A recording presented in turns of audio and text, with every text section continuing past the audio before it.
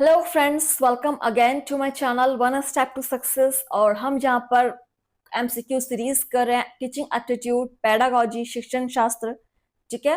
सो अगर आप KVS, NVS, pedagogy, UGC NET teaching aptitude, CTET, STET, MP TET, हर तरह के एग्जाम्स के लिए आप यहाँ पर पेडागोजी सेशन, शिक्षण शास्त्र बिल्कुल प्रैक्टिस कर सकते हैं। और फिलहाल हमारा हिंदी पेडागोजी, हिंदी शिक्षण शास्त्र के क्वेश्चन हम सॉल्व कर रहे हैं। और देखिए, आज का पहला क्वेश्चन आप सभी के सामने है। आवृत्ति एवं पुनरावृत्ति द्वारा किस त्रुटि को सुधारा जा सकता है? आवृत्ति एवं पुनरावृत्ति द्वारा किस त्रुटि को सुधारा जा सकता है? ऑप्शन है अशुद्ध उच्चारण को, अशुद्ध व्याकरण को, अशुद्ध वाक्य रचना को, अशुद्ध कहानी कथन को।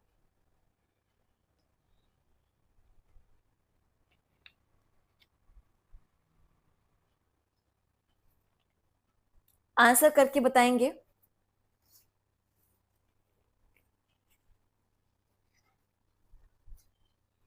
आवृत्ति एवं पुनरावृत्ति द्वारा किस त्रुटि को सुधारा जा सकता है?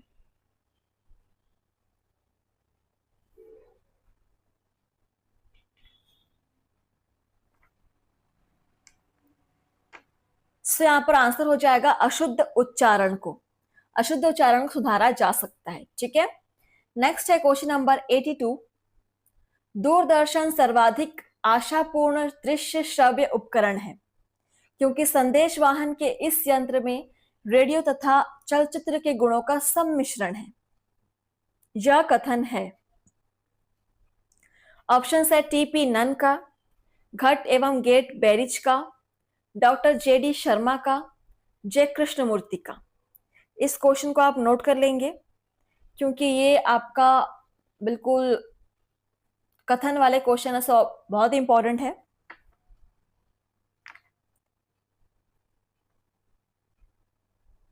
कथन वाले जितने भी सारे क्वेश्चन है आप उन सभी को नोट कर लेंगे। चलिए देखिए, जो कथन है वो है आपका घट एवं गेट बेरिज का। Option B is correct, option 2 is correct. ठीक है। क्वेश्चन का आंसर भी नोट कर लीजिएगा। नेक्स्ट है 83 नंबर क्वेश्चन। देखिए, दूरदर्शन का संबंध है। ऑप्शन है जनसंचार माध्यम से, श्रव्य दृश्य उपकरण से, ए एवं बी दोनों से, शिक्षण अधिगम सामग्री से। दूरदर्शन का संबंध किससे है?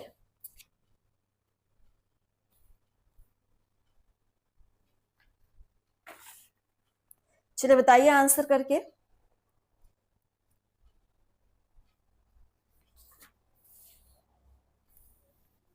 तो इसका संबंध है जनसंचार माध्यम से। दूरदर्शन सभी को पता, जनसंचार का ही सबसे महत्वपूर्ण माध्यम है ये। देखिए नेक्स्ट क्वेश्चन है आपका 84। शिक्षण अधिगम सामग्री को विभक्त किया जा सकता है 3 भागों में, 2 भागों में, 4 भागों में या 5 भागों में।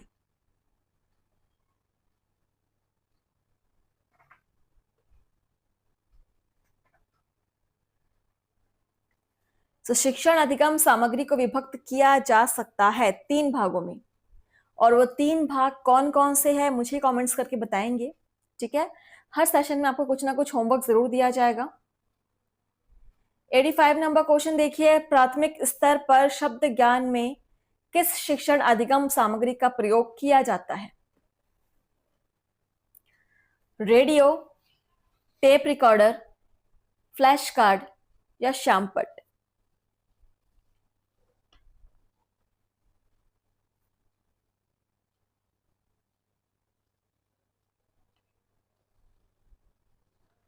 प्राथमिक स्तर पर शब्द ज्ञान के किस शिक्षण शब्द ज्ञान में किस शिक्षण अधिगम सामग्री का प्रयोग करते हैं? तो यहाँ पर प्राथमिक स्तर की बात हो रही है, तो यहाँ पर हम फ्लैश कार्ड का यूज करते हैं। ठीक है, flash card. Option 3 is correct. Next है क्वेश्चन नंबर 86। शिक्षण अधिगम सामग्री के प्रयोग का प्रमुख उद्देश्य है।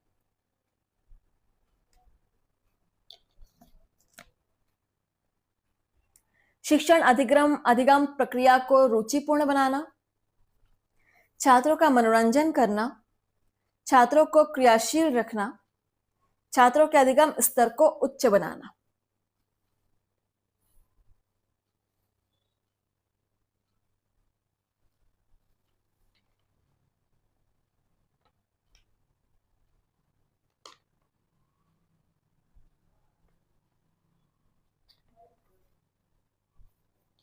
शिक्षण अधिगम सामग्री के प्रयोग का प्रमुख उद्देश्य क्या हो सकता है? बिल्कुल, शिक्षण अधिगम प्रक्रिया को रुचिपूर्ण बनाना, इंटरेस्टिंग बनाने के लिए हम यहाँ पर अधिगम सामग्री टीचिंग एड्स का यूज करते हैं ताकि बच्चों को पढ़ने में इंटरेस्ट हो। नेक्स्ट है क्वेश्चन नंबर 87। शिक्षण अधिगम सामग्री का प्रयोग करना चाहिए अनिवार्य रूप से, सामान्य रूप से, आवश्यकता के अनुसार या कभी कभी।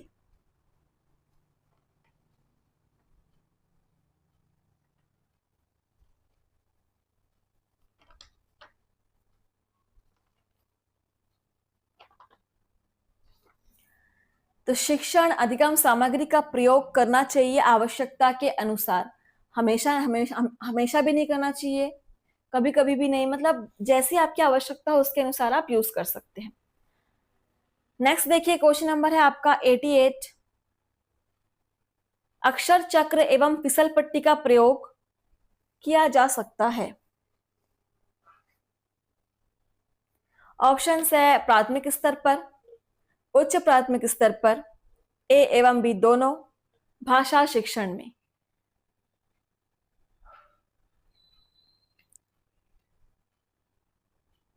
अक्षर चक्र एवं फिसल पट्टी का प्रयोग किया जा सकता है।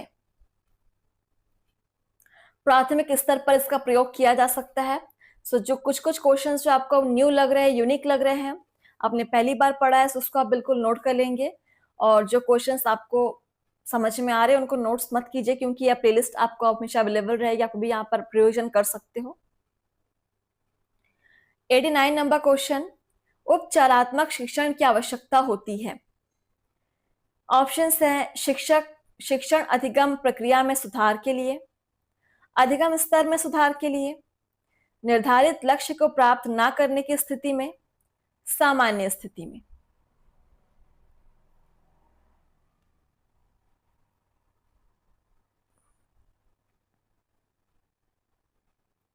उपचारात्मक शिक्षण की आवश्यकता होती है।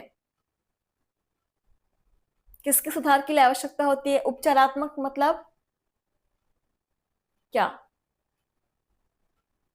आपको बच्चे का दोष पता है, आप उसको सही करने की कोशिश कर रहे हो, सुधारने की कोशिश कर रहे हो। इसकी आवश्यकता होती है निर्धारित लक्ष्य को ना प्राप्त करने की स्थिति में। अगर बच्चा कुछ अधिगम कर रहा है और वो अधिगम में सफल नहीं हो पा रहा है, तो वो क्यों सफल नहीं हो पा रहा है, इस बात का पता लगाकर उसको सही करना, सुधार करना, इस स्थिति को कहते हैं उपचारात्मक शिक्षण। Question number 90। उपचारात्मक शिक्षण की प्रकृति होती है। ये बहुत ही इंपॉर्टेंट है क्वेश्चन।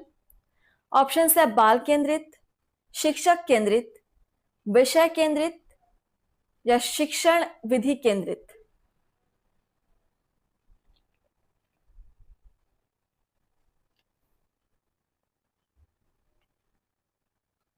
उपचारात्मक शिक्षण की प्रकृति किस प्रकार की हो सकती है? ये होती है बाल केंद्रित, मतलब इसमें महत्वपूर्ण होता है बालक। ठीक है, बालक की समस्या क्या है और उस समस्या को कैसे दूर किया जा सकता है, यही इंपॉर्टेंट है। तो ये आंसर हो जाएगा बाल केंद्रित। Option first is correct. Question number देखिए, नेक्स्ट है 91। उपचारात्मक शिक्षण होता है सामान्य शिक्षण, विशेष शिक्षण, कक्षा कक्ष शिक्षण, विद्यालय व्यवस्था से संबंधित।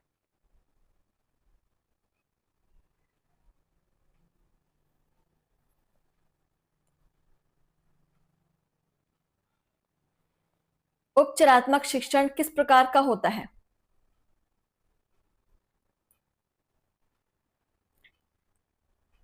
आप सभी मुझे कमेंट्स करके बताएंगे आपने कितने क्वेश्चन सॉल्व किए, और कहीं पर भी आपको कोई भी समस्या हो सो बिल्कुल आप हमारे साथ कंसल्ट कर सकते हैं। इसके अलावा किसी विशेष सब्जेक्ट पर अगर आपको प्रैक्टिस सेट चाहिए तो मुझे बता सकते हैं प्लीज। ठीक है, आपके सुविधा के अकॉर्डिंग हम यहाँ पर सेशंस कराएंगे। तो उपचारात्मक शिक्षण होता है विशेष शिक्षण। Option 2 is correct. नेक्स्ट है, देखिए क्वेश्चन नंबर 92। उपचारात्मक शिक्षण का प्रमुख कार्य है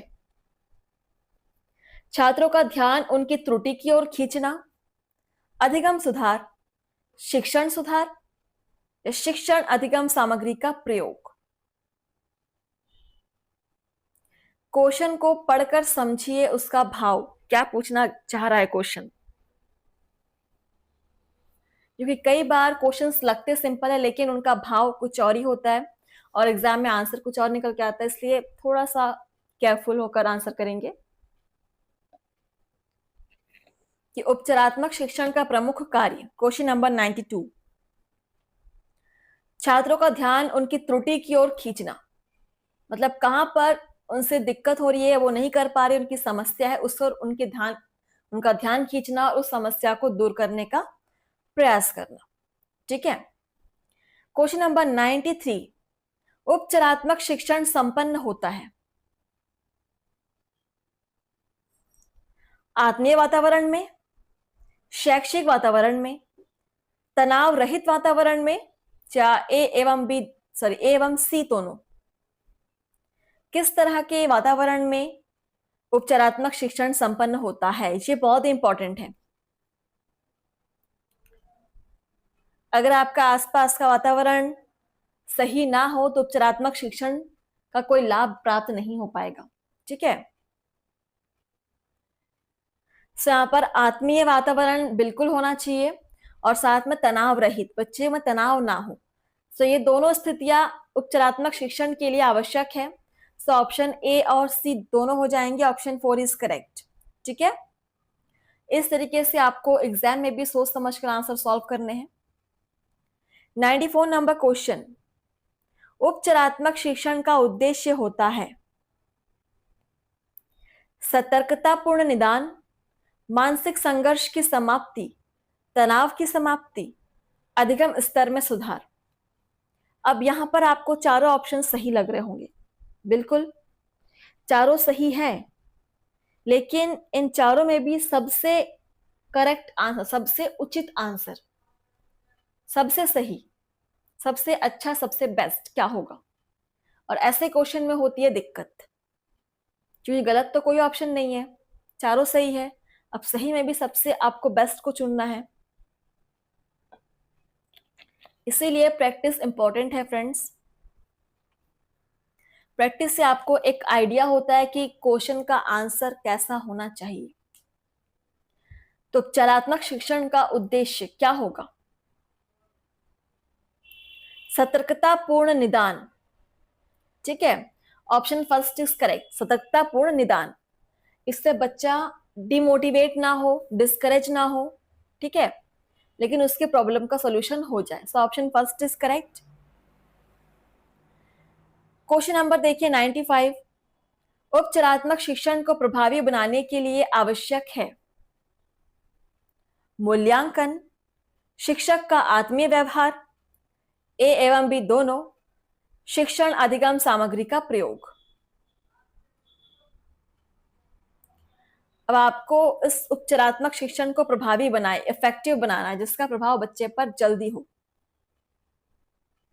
इसके लिए आप क्या कर सकते हैं एज अ टीचर? उपचारात्मक शिक्षण को प्रभावी बनाने के लिए आवश्यक है मूल्यांकन, ठीक है, और शिक्षक का आत्मीय व्यवहार, ये दोनों ही आवश्यक है। मूल्यांकन क्या आवश्यक है? मूल्यांकन आवश्यक है कि बच्चा कितना सुधार कर पा रहा है, कितना सुधार हो पा रहा है, इस बात का मूल्यांकन करना आवश्यक है। और शिक्षक का आत्मीय व्यवहार भी आवश्यक है। सो ऑप्शन 3 इज करेक्ट, ए और बी दोनों।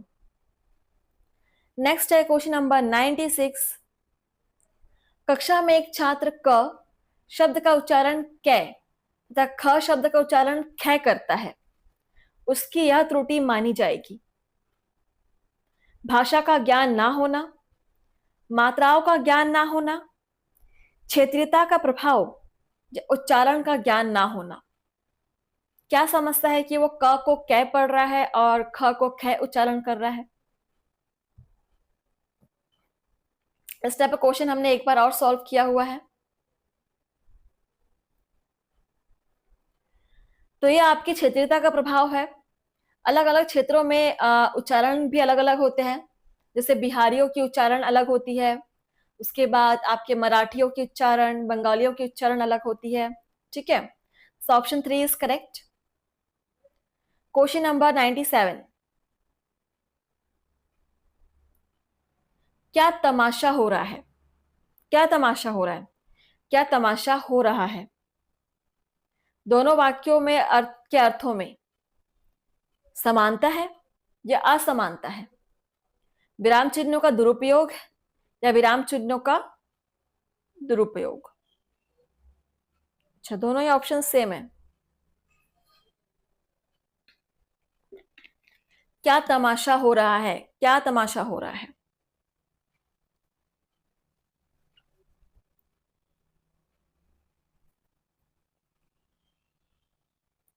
क्या तमाशा हो रहा है? यहां पर आप क्वेश्चन कर रहे हैं, लेकिन देखिए सेकंड वाले में लास्ट में आपका विस्मयादि बोधक चिन्ह लगा है। ये मतलब क्या तमाशा हो रहा है, मतलब कुछ आश्चर्यचकित वाला भाव आ रहा है इसमें। ठीक है, तो ये दोनों ही वाक्य जो है वो अलग है, असमानता है इनमें। पढ़ने में समान है, लेकिन जब इसको भाव अभिव्यक्ति करेंगे तो यहां पर असमानता है। Option 2 is correct. Question number देखिए 98 नंबर क्वेश्चन। एक छात्र कक्षा में अपने विचारों को अभिव्यक्त करने में सक्षम नहीं होता, परंतु लिखित रूप में वह अपने विचारों को उचित रूप में प्रस्तुत करता है। इस प्रकार छात्रों में पाया जाता है। ऑप्शंस है समूह के समक्ष आत्मविश्वास के साथ प्रस्तुतिकरण का अभाव, शब्दों के ज्ञान का अभाव, अंतर्मुखी व्यक्तित्व, मौखिक अभिव्यक्ति का अभाव। पढ़िए क्वेश्चन को अच्छे से।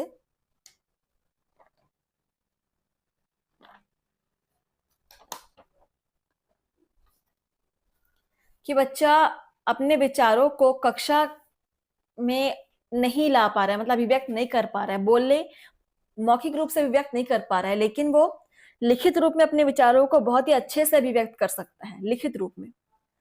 तो इस प्रकार छात्रों में क्या देखा जा रहा है कि उस छात्र में समूह के समक्ष आत्मविश्वास के साथ प्रस्तुतिकरण का अभाव है।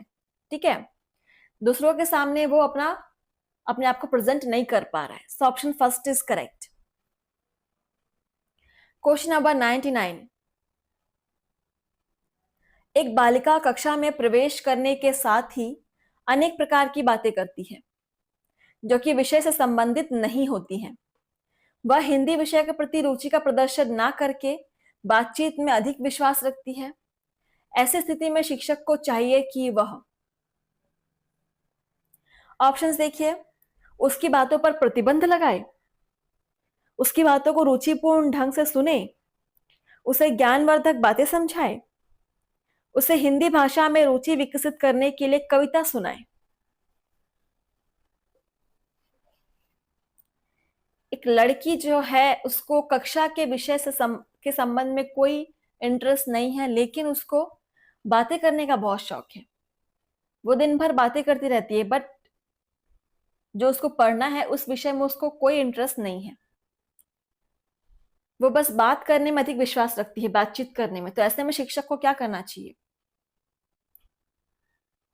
तो प्रतिबंध कभी नहीं लगाना चाहिए बच्चे पर। ठीक है, अब तीनों ऑप्शंस आपको सही लग रहे होंगे। तीनों में सबसे सही क्या हो जाएगा? अगर बच्ची बात करने में अधिक विश्वास रखती है, उसको रुचि है बातचीत में, तो शिक्षक को उसकी बातों को रुचिपूर्ण ढंग से सुनना चाहिए। बिल्कुल, उसकी बातों को रुचिपूर्ण ढंग से सुने, ताकि उस बालिका को एज ए टीचर, एक शिक्षक पर भरोसा हो सके कि हाँ, शिक्षक ने मेरी बात सुनी। ठीक है, so option 2 is correct. Next है क्वेश्चन नंबर देखिए 100 नंबर क्वेश्चन। प्राथमिक स्तर पर हिंदी शिक्षक द्वारा छात्रों से कविताएं सुनी जाती हैं, कहानियां सुनी जाती हैं, तथा वह स्वयं भी छात्रों को कविता, कहानी एवं अभिनय करके अपनी कला का प्रदर्शन करता है। इस प्रकार की कक्षा में किस प्रकार का शिक्षण होता है? ऑप्शंस है गतिविधि आधारित शिक्षण, रुचिपूर्ण शिक्षण, रोमांचक शिक्षण या प्रभावी शिक्षण। बहुत ही बेहतरीन कक्षा है जहाँ पे छात्रों से भी कहानियां कविताएं सुनी जाती है और शिक्षक स्वयं भी उनको कहानियां कविताएं सुनाते हैं, उनको एक्ट करके दिखाते हैं, प्रदर्शन करके दिखाते हो। एक बहुत ही बेहतरीन कक्षा होती है। तो इस प्रकार का जो शिक्षण है वो है गतिविधि आधारित शिक्षण, जिसमें बच्चे और शिक्षक, छात्र और शिक्षक दोनों ही गतिविधियों में भाग ले रहे हैं। ऑप्शन फर्स्ट इज करेक्ट, गतिविधि आधारित शिक्षण। क्वेश्चन नंबर 101 देखिए और सेशन का लास्ट क्वेश्चन है। कक्षा 2 का छात्र राम प्रत्येक शब्द को अशुद्ध उच्चारित करता है तथा शिक्षक के प्रयास करने पर वह धीरे धीरे शुद्ध उच्चारण करना सीख जाता है। इससे यह सिद्ध होता है कि राम में प्रारंभिक अवस्था में उच्चारण दोष का होना कारण है। पढ़िए क्वेश्चन को अच्छे से एक बार। ऑप्शंस है ज्ञान का अभाव, अभ्यास का अभाव, भाषा के व्याकरण का अभाव, उचित निर्देशों का अभाव।